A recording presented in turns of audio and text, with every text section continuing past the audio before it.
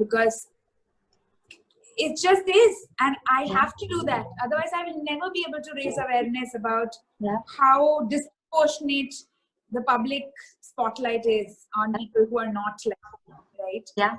I mean, who are like me, rather. So that was one. And another thing that I've also started, like I told you, I've also started kind of taking requests where people say we're making films about people who are in the queer community, or we want interviews. These, like one of your requests to interview me. I was like, yeah, okay, fine, get it. I don't think last year I would have agreed. Last year I would be like, no, I have friends. Why don't I do that for you? This year I'm like, yeah, you can also be part of the narrative. Let me actually come out, because I don't believe in coming out, to be honest. My question is, I always ask this to people. I'm like, why should I come out? Why should anybody come out? Instead of me coming out as queer, maybe the people who are expecting me to come out should come out as bigots, you know? Because what is stopping you from just thinking of a world where homosexuality, where bisexuality, where transness is common? Don't assume anything about anyone. Unless they come and tell you, I'm straight, which I don't think anybody has the pressure to do that. At any point of time, you can question sexuality. Nobody needs to identify as straight, bisexual at any point. You just are who you are. Don't be bigots. Don't hate someone for who they are. Don't hate anyone, actually. Hold people accountable. Accountability is different from holding someone accountable is different from hate, right? Accountability requires vulnerability, where you say, you hurt me. I expected more from you. These are my boundaries. You may not do this to me. This is how you can make amends. That's how I feel like accountability can be communicated. Whereas hatred is communicated through violence, where you say, I hate you. I don't want anything to do with you. I want your rights to be taken away. I want you to be isolated. I want you to, I don't know. I mean, to set boundaries and say, I want nothing to do with you. I don't think we can continue our relationship in a personal capacity or a professional capacity. It's still fine. It's not hatred. At least I don't think so. But hatred comes from, I want you decimated. I want your rights taken. Your rights to live a happy life, I want it taken away. I will bully you. I will come after you. There is revenge. There is vengeance. There is malice. So that's what I have been trying to do with a lot of the projects that I've been taking this year. I was also briefly involved with the entertainment space, of live venue space, which is obviously not happening right now. But, you know, like, I love the drag scene. The drag scene is so important to me.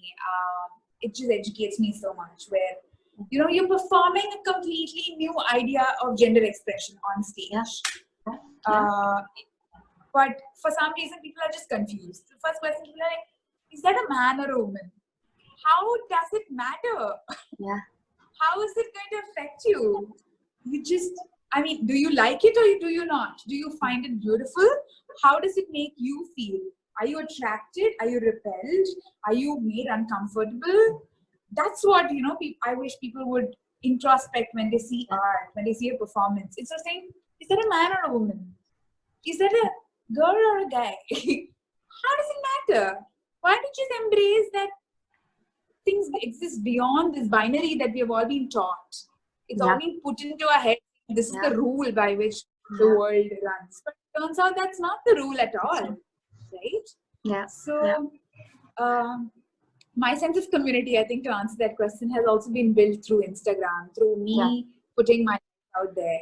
And I can tell you, each and every post on my Instagram profile, it's a conscious post. I'm like, I really sit with it. I'm like, does this post make me feel, do I want to share this post publicly? It's a public profile, so anybody can see it, right? It's not restricted at all. And I intend to keep it that way. It's a very conscious choice. If someone sees this, how will they see me? And I want to stop questioning myself, to be honest. I want to stop questioning how people will see me. They are seeing me for who I am. And recently I put out a post where I said, I know I keep talking about caste. I know I keep talking about, you know, caste violence and how that has to be abolished. But I'm a Savarna myself, and I probably do casteist things all the time because I don't have that lens, you know. Caste was never taught to me. It was never deconstructed for me in the educational system. I might have degrees, I might have been educated in some institutions, and that might look great on my resume. But personally speaking, it does not matter at all, because my personal upbringing, my background has given me a certain sensibility, which is casteist, Like if I choose to paint my wall a certain way, if I choose to build my house a certain way, if I choose to wear a certain kind of clothing, that is informed by my sensibility of my caste. I don't see it that way. Things like that.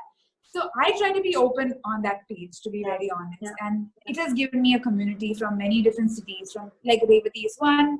There is another community that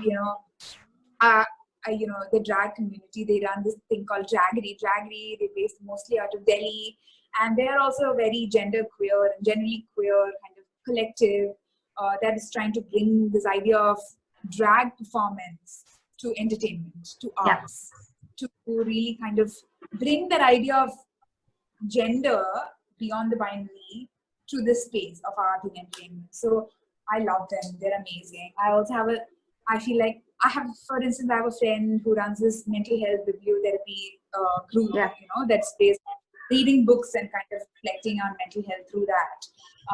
And she's also a sexuality educator. Her name is Apurupa, and she's amazing, and her sibling. And generally, I've met a wide variety of people, and they're all part of my community now. I have built my own safe space within a public profile. And for me, as someone who is private, as someone who identifies as an introvert, that's a great achievement, because I have a lot of anxiety about putting my things out in public. But to know that some people, regardless of it, regardless of never having met with me or interacted with me in a personal setting, they have my back. Even you, for that sense. I've been able to have very honest conversations with you about how we're going to have this conversation that we're having today, right? And that's amazing for me. I'm really, really glad that I know that people have my back, even if I'm putting myself out there in the public spotlight, just discomforting. So my cousins, my Instagram community that I've been able to build around me, my colleagues, some of my colleagues from the past have been amazing. The journalists that I've worked with, I've mostly worked as an editor. So the journalists that I've worked with, we've had honest conversations about our own mental health, our own location in the social justice, our own location in the caste structure, our own identities, where as journalists, you're expected to know everything. As journalists, we don't know everything. Sometimes we don't know what we're reporting on. We have to rely on research, and that research is limited. Sometimes we don't actually have access to the truth. So we have to constantly reflect. And that is an openness that I would like for the journalism community to have, to say that we don't have answers. We definitely have access to certain people, certain aspects of the truth, but we don't have answers. And when I say, for instance, when I'm a journalist, I expect to be trusted because I'm constantly digging in these spheres, For instance, suicide prevention. Last year I did a piece on that. Last year I did a piece on suicide prevention with one of my journalists. Actually, it was her piece. I was working with her closely as an editor, and then I kind of got involved in some of the writing as well. So my journalist, her name is Sanjana. So Sanjana did a great job of reaching out to a lot of people, and we wrote about how in suicide prevention, suicide is a huge issue right now. There is a lot of deaths that happen among people who are below the age of 25, especially because of suicide. It's the highest cause of deaths, right? And when we reached out to, so where are these people going? People who are below the age of 20, 25, where are they going? Most of them are expected to go to schools, colleges. And last year, one IIT in Hyderabad, I don't know if I'm going to be be accused of libel for this, but IIT Hyderabad reported at least 4 suicides last year.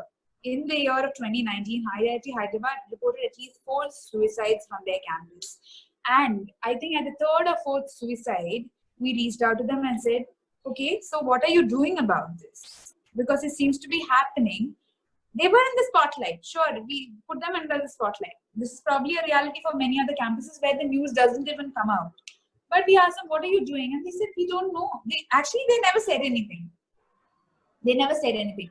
The counselors, the public relations officer that they have on campus, nobody got back to us, And then we had our sources, some of the students, somebody who is studying on campus, I reached out to them, and they told me in confidence, and we protected their anonymity, where they said, Nothing has been done. They called a town hall. After the third or fourth suicide, they called a town hall. Why do we have to wait for so many lives to be lost? So many schools refuse to acknowledge that suicide is a problem. They just say, no, that doesn't happen to our students. What do you mean? Everybody has a mental health. And with how uncertain the world is, everybody is going to be affected. As we adjust to the new normal this year in 2020, everybody's mental health is going to be affected. Yeah. And we're just kind of completely creating this taboo around it.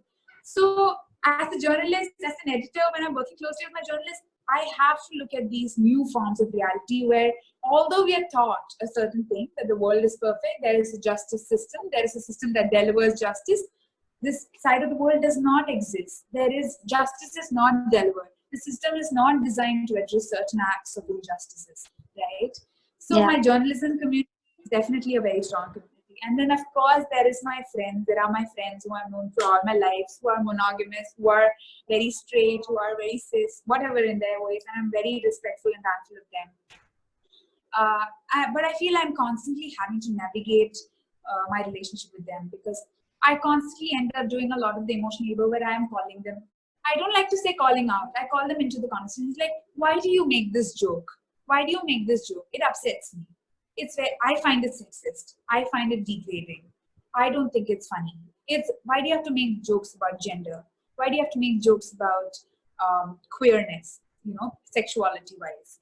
So I'm constantly, of course, engaging with them on that. And some of my friends have gone above and beyond in making the effort to understand that part of me, because they also understand that this is a world that they have to continue living in, and they care about my existence, and they understand how my existence is kind of tied to these, the way the world is viewed by the justice system, by the judiciary system, by the political system, by the media. So they really make that effort to understand. So they are part of my community. I think at the end of the day, everybody is part of my community. Anybody I'm trying to interact with is part of my community. And whether they understand me, whether I'm able to engage with them and get positive outcomes out of that engagement, positive in the sense of trust, intimacy, respect is built, that is key. Otherwise, at the end of the day, everybody is my community. I have to coexist with every single living being on this planet. I want everybody to understand me, and I want to understand everybody, and I don't want to perpetuate alienation in any form, right? Which is why, again, there is an entire distinguished, I draw the line between calling out and calling in. Calling out is say, you're wrong, you made an error, you're an asshole, that's calling out. Of course, we all do that. I do that all the time. But then I consciously try to say, how is that helping? Because I don't know if you heard of Brené Brown. She's a researcher in the area of shame. And she said, and it really left a mark on me. I read it when I was about 21, 22, her books. And I saw her TED Talk. If you haven't, you should. And anybody who's listening to this should. She talks about how change cannot be affected through shaming a big person. I can't shame you into being a new person. I can't say, you're bad, be good. That is calling out. Calling out that's the premise of calling out, rather. The premise of calling out is, I'm going to shame you and I'm going to ask you to be a better person. Yeah. But you cannot tell a person to be a better person by constantly saying you're bad. Yeah. That does not make any sense. You have to model better behavior. You have to communicate better behavior. But of course, the onus of that is largely disproportionate.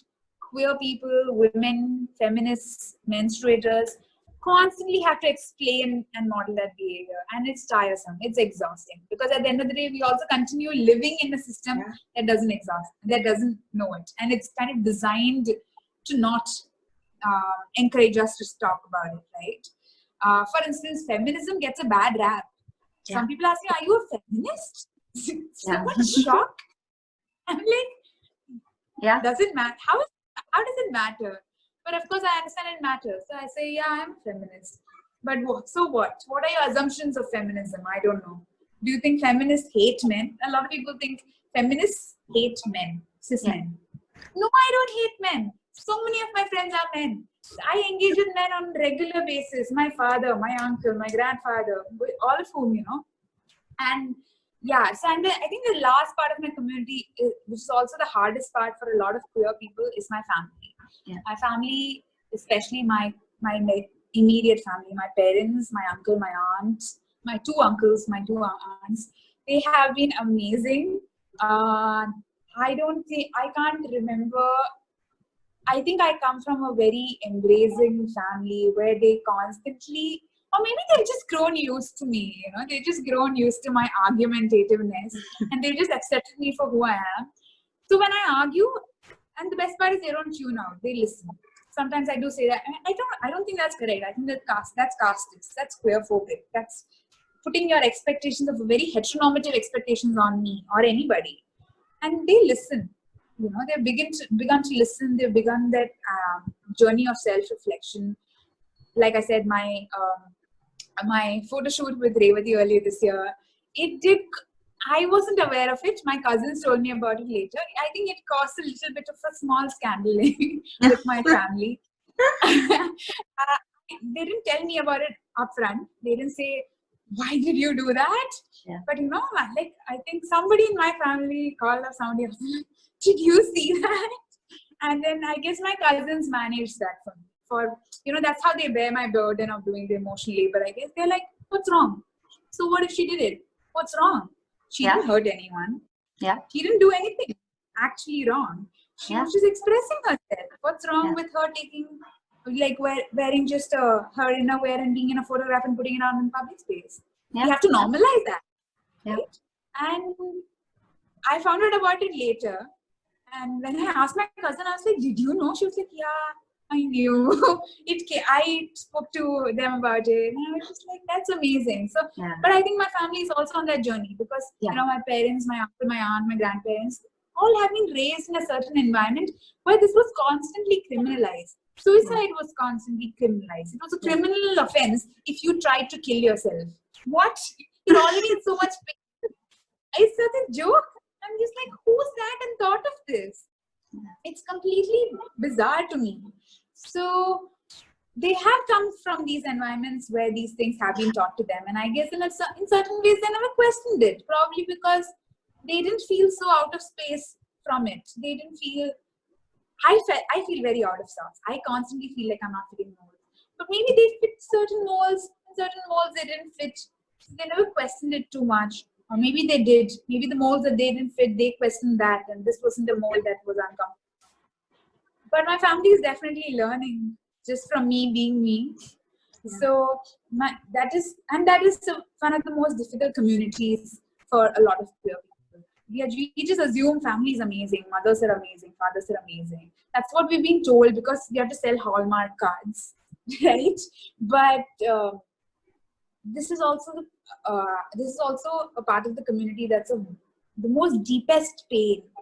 I won't say most, but one of the deep areas of pain for a lot of queer people, because when family estranges you, and that happens to a lot of queer people, then how are you supposed to reconcile in your head and say, but mother always loves you? Like for on Mother's Day, you told mother always loves you. But your mother kicked you out of the house. Your mother said, your father, because you're a girl, because you're a queer person, whatever reason, your father has said, no, I won't give you your share of the property. You know, and what happens? And queer love isn't easy. So who are you going to share your life with? Who's really going to be there for you? I think which is why the queer community kind of falls back upon the queer community. You know, because that's a community that understands you by virtue of just being part of a similar experience. You know? So I'm very, very, very blessed till this date to have my family accepting of me for who I am. Otherwise, maybe instead of being where I am today, I might just be stuck in isolation, stuck without people to rely on. So community is a huge aspect of being who I am, because I feel supported. I feel like on my worst days, I can fall back on my community. I can fall back. Even if it's just my Instagram post, even if I put out a very emo post out on Instagram, somebody will reach out and say, hey Tej, are you okay? Hey Tej, I saw that post, I relate to it. I feel the same way. I'm with you in this, you know. And I'm not trying to. And another thing is, people think I or me or anybody else who's in my position using a public Instagram, we are doing this for attention. Nobody is doing for attention. Attention, especially the kind of attention a lot of queer people get, which is hatred, which is very stereotyping. Nobody wants that attention. Whether you love public life or not, whether you're an introvert or an extrovert, nobody wants attention that way. People want validation. People want good attention. We want to be told we are liked, we are loved, we look good, we feel good, we are relatable. We want to be told all that. Nobody wants to be told, oh my God, look at that person. They're so weird. Oh my God, look at that person. Look at how they dress. Nobody wants that kind of attention. So when someone who is, even women, cis women for that matter, when we put ourselves out there, as queer people or women, nobody's looking for that kind of attention. Nobody wants to be branded what they're not, right? And even if we are, we don't want it to be shamed. Even if we are, we don't want it to be shamed. I don't want it to be shamed. I don't want to be, yeah, I am weird, but I don't want it to be a shameful connotation to it. If people just said, oh, you're weird, and it was, let's say weird and pretty had the same kind of positive connotation to it. When someone calls you weird, you think, oh, they're giving me a compliment. Then that's great. But more often than not, when people are calling you weird, they're calling you strange, they want to avoid you, they see you with a certain glance, certain gaze.